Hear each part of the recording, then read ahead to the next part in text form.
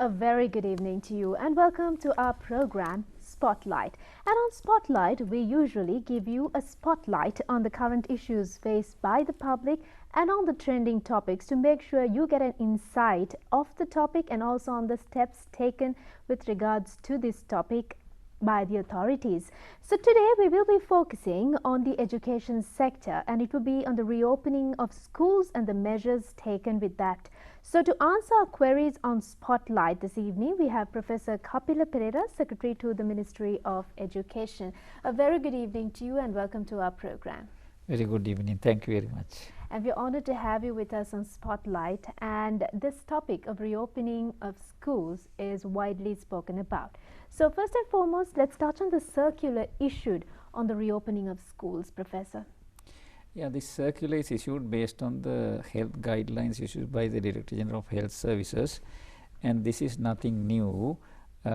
Only equation, the change of the equation is the vaccination program. You know, we completed the vaccination of all the academics, non-academics, education administrators right around the country in each of these districts, the provinces and the districts and all schools by September 12th. By that time also there were restrictions on travel, and basically there were no schools, the provision of opening of schools and other businesses. So as soon as the school, the country was open for the business with limited access, by October 1st we were ready to go. Thereby we had all the discussions. There was a technical committee appointed by His Excellency the President during the meeting, every weekly meetings held for the functioning of different sectors in the country under the COVID-19 situation. So as soon as this was issued, we met with the technical committee in the health services, and we formulated the guidelines where we revived the circular issued in 5/2020, that was May of last year, and then the revision of that circular by November 23rd schooling that we commenced in 2020. Then again this circular by January 11th, then again in May, then again in October. We wanted to start the schools by 21st of October, where we got the green light to open all the schools. So therefore the vaccination, the people of the resource persons, it was compulsory, mandatory for everybody to be present and show the vaccination proof. Other than that, we issued the circular contains preparation of schools for reopening. Mm-hmm. Then after reopening the schools, how to maintain the schools so that the children are safe, all the others are safe. Then the guidelines for the parents to prepare the child, and we revised and we improved. There wasn't much to improve. And then strengthening of the school health promotion committees, which comprise of the health authorities, where the key figures were public health inspectors, the PHIs, mm-hmm. or the local medical officers, the medical persons, and then on the other side the parents, the principal, the school development societies, and all the people who were there to help ensure their children are safe, safely prepared by the parents, and the children were given guidelines. If there was a transportation required, some people walk to the school, some people travel with their parents. Some people use the school services. The school service, I was coming to this one, that we have the inter-provincial school van services and all island school van society. These are two key societies, one led by Mr. Harish Chandra, other one led by Mr. Lalit Chandrasiri. and there are about 30 to 40,000 these private school van providers combining this, and they were also issued with strict guidelines, and they were well ahead of us when we talked to them, and they had guidelines to comply with the health guidelines, the vaccination of their drivers, assistants, and display of this one, and any parent or any authority to locate. They have developed an app whether these drivers assistants were vaccinated, and wearing of the compulsory of wearing of the mask, and temperature checks, all these things. That is traveling, preparing the children by to ready to go when they wake up in the morning. The children were given guidelines, parents were given guidelines, and after that traveling, and after that entering to the school. While in school, for the teachers, parents, the sick rooms, adequate number of sick rooms based on the number of students available. These were guidelines, strict guidelines. Temperature checks, wearing of the face mask, no sharing of foods, maintaining social distance.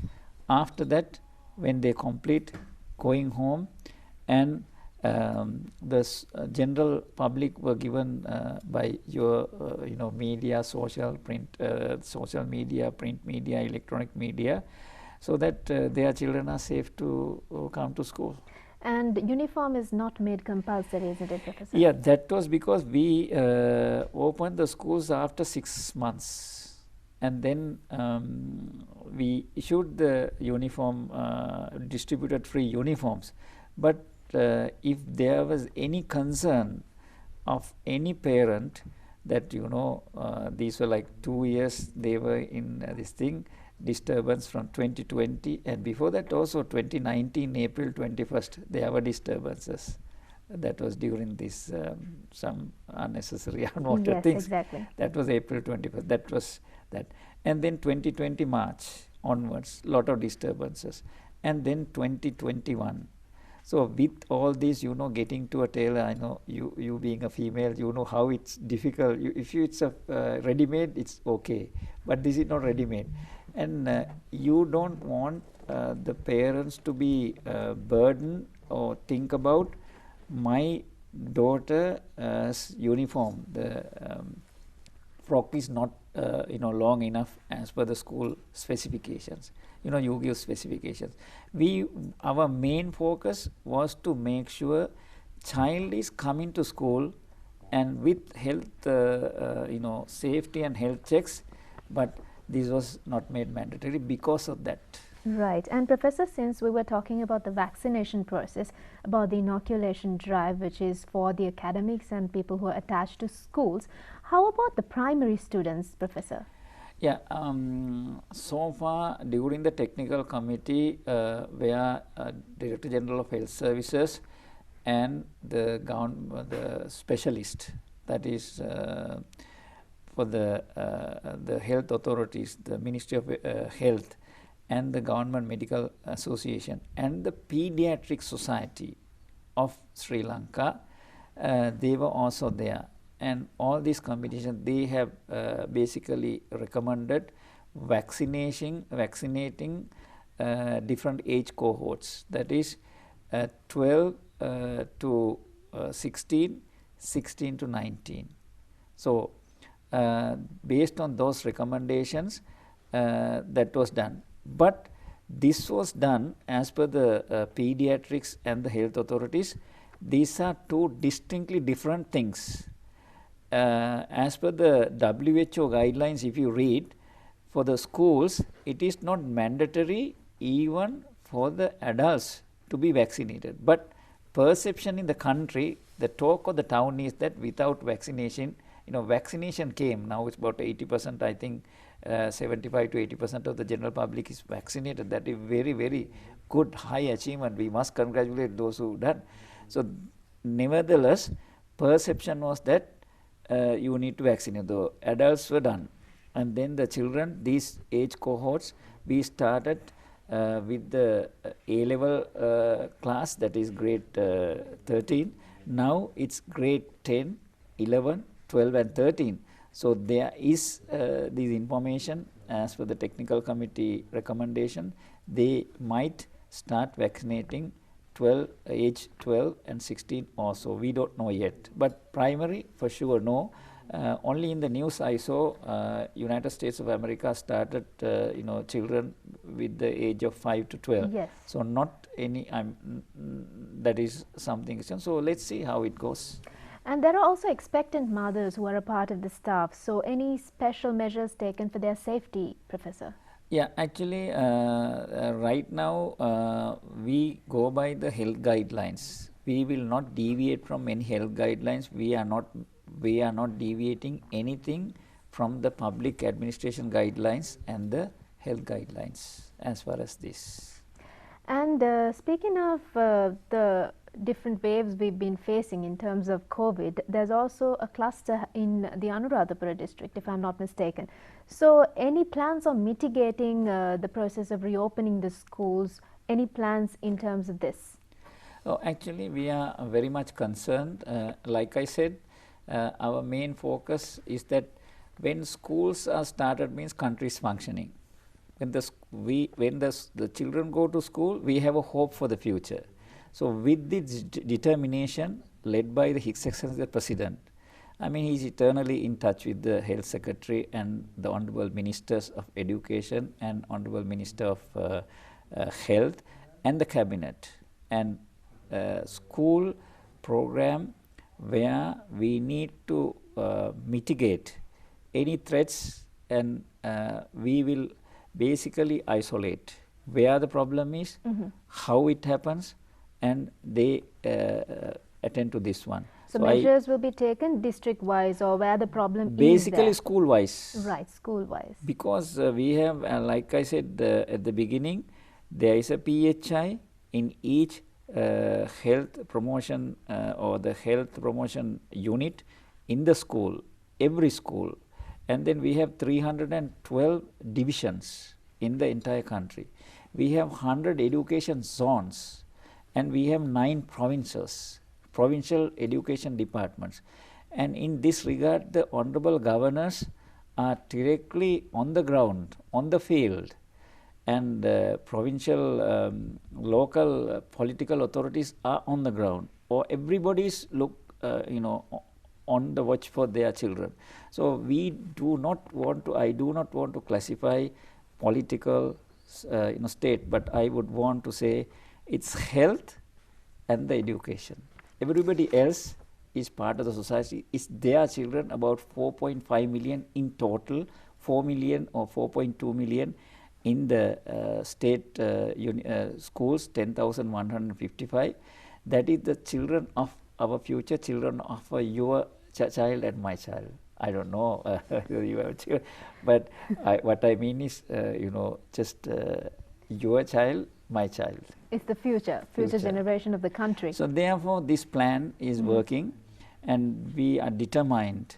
We, as the Education Ministry, the Honorable Minister of Education, Honorable Dinesh Gunawardena, he is always in consultation with all 4 state ministers. We have a very experienced, and during the wartime, he was the Minister of Education, Honorable Susil Premajayantha, so he must be having wealth of experience.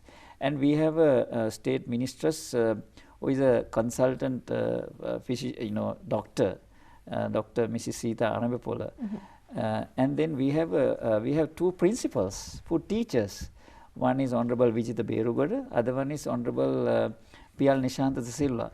So this team, comprising of wealth of 30 odd years of experience of teachers, principals, educationists, provincial education directors, all in all, everybody is giving lots of ideas. So the mitigation is at the school level. When you spot, they immediately attend to it and get the PHI's recommendation and the provincial authority direction. They will not wait for the call from the Ministry of Education, or they will not wait for the... they have the right to deal with it. They have the right. And despite the fact that the vaccination drive is pretty successful, as Professor, you mentioned that 70% of the general public have been vaccinated, almost 70% to 80. So despite that, if we face another wave, what happens to the schools? If you had listened to Dr. Padiniya, then Dr. Shamin and Dr. Surantha, who came and who comes most often to these television programs, as per the World Health Organization, they always quote, closing of school is the last to do, opening of schools is the first. That is the WHO guideline. So therefore, we are hopeful and we would pray that we will be able to sustain this opening of schools. It's all up to us. It's within our control, within the control of the child, within the control of the parent, within the control of the society. So that is what I have to say. If you suspect there's anything, please do not send your child to the school. If you spot, please share the information. Please advise not to send the child to the school, not to come to the school if you are a resource person as a teacher or a principal or non-academic. And Professor, you spoke about how it's their responsibility in terms of the staff or the students and the parents. It's their responsibility to make sure that they are healthy and not to report to school if they're not, and also to adhere to the health guidelines set by the authorities. So how about primary students? And I don't think, it's easy for us to tell them to do something and they're going to follow it accordingly when they're at school. So any plans in terms of, looking after them at schools? Interestingly enough, although our perception, like you said, these children are difficult to control, but they are well behaved. Very nice. Very nice. And how it has come is because of the love of the teacher for the child. Love of the teacher for the child. They really adore these children. And they always look for their teacher. They very well listen to the teacher more than the parent. They're like the role model, isn't it? I think so. They are always, I think, I for one, I am still fond of some teachers. I'm still fond of my teachers. So it has worked okay. But, they are playful. But this is good for nurturing these young inquiring minds. What not? This kind of COVID-19, a country like Japan, there's always trending in social media how the social responsibility is taught at the very early stage. So this is a blessing in disguise for a country like ours. Countries like South Asia, India, where getting these good practices, where you ought to adhere to the health guidelines and listen discipline. These are key things which cannot be loaded or forced upon, but it has to evolve within yourself. Just like rituals like brushing your teeth, doing your morning ablutions. I mean, there is nobody, no student, I remember, no student and no person can leave for school without brushing the teeth, without combing your hair. So these things like social distancing, everything, is not per se for the COVID-19. It shows another it gives another intangible benefit for when it comes to discipline. And wearing the face mask. Most of the students, and we are also vulnerable if you do not wear the face mask. But when we travel to some of the Western countries, Japan, China especially, they have this, the spring season, lot of pollen and allergies. But they do wear face masks. We saw wearing face masks. Now, I think the health authorities, the researchers will reveal, we are not how much these diseases, influenza and things like this have been reduced. So these are very good mannered things. Exactly. And how about the set dates for examinations, Professor? O-level, A-level and the scholarships? Yeah, these were determined based on the studies, the recommendations by the National Institute of Education, the Director General led by his experts, and the Additional Secretary School Affairs within the Ministry, and Additional Secretary Education Quality Development, and the Provincial Directors and the Provincial Subject Experts. So, January 22nd is the grade 5 scholarship examination, and the A levels starting on February 7th, I believe, and May 24th or 20th, somewhere around that, the GC O level examination.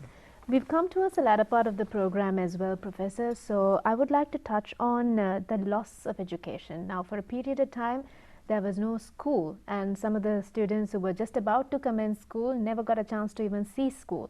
So how are you going to catch up with the education loss?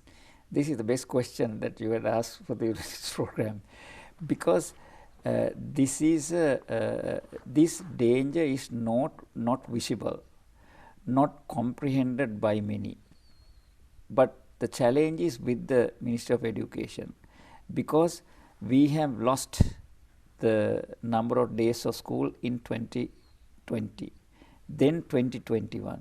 So these entities, like I said in the previous answer to my previous question, NI and the education experts within the ministry and the provinces, they have gotten together, estimated. For example, I'll put it this way, very simple to comprehend.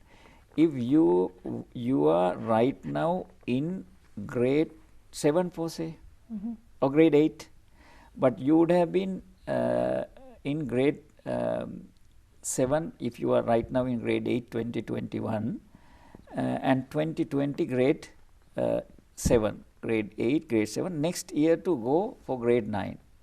But for you to do your mathematics in grade 9, you would have some prerequisite or the pre-knowledge that you learn in grade 8 and grade 7. So 40% of this one is the loss of work in 2020, and 60% up until 31st of December this year 2020, and depending on the number of periods available for 40 hours during period, let's say mathematics, you have 5 periods of 5 hours, right? 5 hours per 5 week. hours per week, for total of 40 hours, and 40% of that you would have done in these 5 periods in 2020 and 5 periods in 2021, that 60% of that will be covered within 100 days, that is 20 weeks. So based on that, we have calculated for you to start your grade 9 in 2022, what are your essential learning losses that you would have done in 2020 in grade 7 and 2021 in grade 8. So likewise for each and every grade this is calculated, assuming that no consideration was taken during the school closure, during the trade union action, online, no everything, nothing was of that sort happened. Zero during this period. Therefore, this may not take for certain students 100 days. The teachers may be able to cover this one within a short period of time. Then there is other question. For example, if it's a larger schools, like we have about 40% of the schools, the total number of students are greater than 500 and less than 1000. But we have about 76% of schools less than 500 in total. So under these conditions, we are not able to have the full house in every day. So considering all this, we have calculated the learning losses of 2020 and 2021 up until 31st of December, and from 25th of October, where we started school, 100 days ahead for grade 5, A levels, O levels, and we have decided, And let's say we are hopeful that we are starting the schools in November the 8th, that is day after tomorrow, for A levels and O levels. Therefore, we have calculated this. Thank you so much, Professor, for giving us an insight as to what it's like in the education sector and what it's like for the future of the country. Thank you very much for being a part of Spotlight. Thank you very much. And with that, we wind up this week's edition of Spotlight with Professor Kapila Perera, Secretary to the Ministry of Education. Thank you so much for joining in. Have yourself a pleasant night.